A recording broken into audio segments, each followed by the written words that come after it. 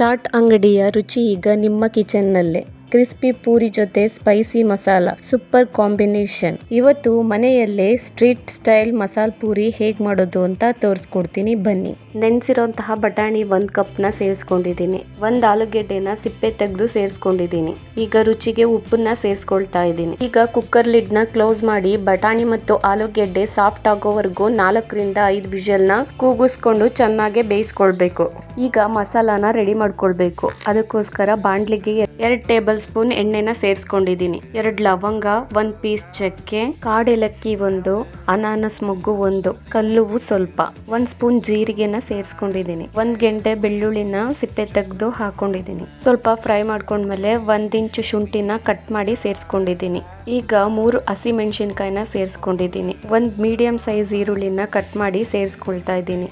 ಈಗೆಲ್ಲಾನು ಚೆನ್ನಾಗಿ ಫ್ರೈ ಮಾಡ್ಕೊಳ್ಬೇಕು. ಈ ಸಮಯದಲ್ಲೇ 4 ರಿಂದ 5 ಬ್ಯಾಡ್ಗೆ ಮೆಣಸಿನ್ಕಾಯಿನ ಹಾಕಿ ಚೆನ್ನಾಗಿ ಫ್ರೈ ಮಾಡ್ಕೊಳ್ತಾ ಇದ್ದೀನಿ. ಈರುಳ್ಳಿ ಬಣ್ಣ ಸ್ವಲ್ಪ ಚೇಂಜ್ ಆದ್ರೆ ಸಾಕು. 1 ದೊಡ್ಡ ಗಾತ್ರದ ಟೊಮೊಟೊನ ಸೇರಿಸಿ ಚೆನ್ನಾಗಿ ಫ್ರೈ ಮಾಡ್ಕೊಳ್ತಾ ಇದ್ದೀನಿ. ಕೊತ್ತಂಬರಿ ಸೊಪ್ಪನ್ನ ಹಾಕಿದ್ದೀನಿ. ಸ್ವಲ್ಪ ಪುದೀನ ಸೊಪ್ಪನ್ನು ಸೇರಿಸ್ಕೊಂಡು ಚೆನ್ನಾಗಿ ಮಿಕ್ಸ್ ಮಾಡ್ಕೊಳ್ತಾ ಇದ್ದೀನಿ. ಪುದೀನ ಮತ್ತೆ ಕೊತ್ತಂಬರಿ ಫ್ರೆಶ್ ಆಗಿರೋದನ್ನ ಮಸಾಲೆಗೆ ಸೇರಿಸಿದ್ರೆ ಸೂಪರ್ ಫ್ಲೇವರ್ ಬರುತ್ತೆ. ಈ ಮಸಾಲೆ ಎಲ್ಲಾನು ಲೋ ಫ್ಲೇಮ್ ಅಲ್ಲೇ ಫ್ರೈ ಮಾಡ್ಕೊಳ್ಳಿ. 2 ಟೀ ಸ್ಪೂನ್ ಧನಿಯಾ ಪೌಡರ್ನ ಸೇರಿಸ್ಕೊಂಡಿದ್ದೀನಿ. 1/2 ಟೇಬಲ್ ಸ್ಪೂನ್ ಜೀರಿಗೆ ಪೌಡರ್ನ ಸೇರಿಸ್ಕೊಂಡಿದ್ದೀನಿ. 1/2 ಟೇಬಲ್ ಸ್ಪೂನ್ ಗರಂ ಮಸಾಲ ಸೇರಿಸಿ ಸ್ವಲ್ಪ ನೀರ್ನ ಹಾಕಿ ಫ್ರೈ ಮಾಡ್ಕೊಳ್ತಾ ಇದ್ದೀನಿ.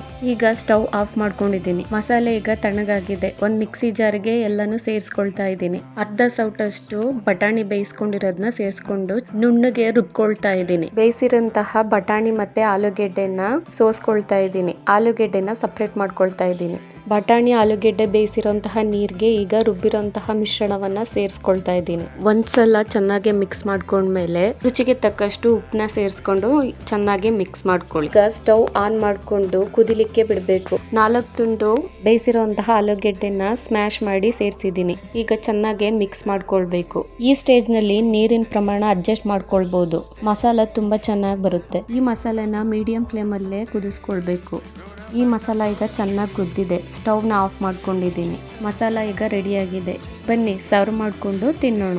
ಈಗ ಮೊದಲಿಗೆ ಪೂರಿನ ಪ್ರೆಸ್ ಮಾಡ್ಕೊಂಡಿದ್ದೀನಿ. 3 ಸ್ಪೂನ್ ಬಟಾಣಿನ ಸೇರಿಸ್ಕೊಂಡಿದ್ದೀನಿ. 2 ಸ್ಪೂನ್ ಈರುಳ್ಳಿನ ಸೇರಿಸ್ಕೊಂಡಿದ್ದೀನಿ. ಸ್ವಲ್ಪ ಕ್ಯಾರೆಟ್, ಸ್ವಲ್ಪ ಟೊಮೊಟೊನ ಸೇರಿಸ್ಕೊಂಡಿದ್ದೀನಿ. ಈಗ ಬಿಸಿ ಬಿಸಿ ಮಸಾಲೆನ ಪೂರಿ ಜೊತೆಗೆ ಸೇರಿಸಿದ್ದೀನಿ. ಮೇಲೆ ಸ್ವಲ್ಪ ಕೊತ್ತಂಬರಿ ಸೊಪ್ಪು ಮತ್ತೆ ಓಮ್ ಮಿಕ್ಸ್ಚರ್ನ ಸೇರಿಸಿದ್ರೆ ಈಗ ನಮ್ಮ street style masala puri serve ಮಾಡೋಕೆ ಸಂಪೂರ್ಣ ರೆಡಿಯಾಗಿದೆ. ಚಾಟ್ ಪ್ರಿಯರಿಗೆ ಇದು ಪಕ್ಕಾ ಫೇವ್ರೇಟ್ ಆಗೋ ರೆಸಿಪಿ ಆಗಿರುತ್ತೆ. ಬಿಸಿ ಬಿಸಿ ಖಾರ ಖಾರ ಮಸಾಲ ಪೂರಿ ಈಗ ರೆಡಿಯಾಗಿದೆ. ಸ್ಟ್ರೀಟ್ ಸ್ಟೈಲ್ ರುಚಿ ಈಗ ನಿಮ್ಮ ಮನೆಯಲ್ಲೇ.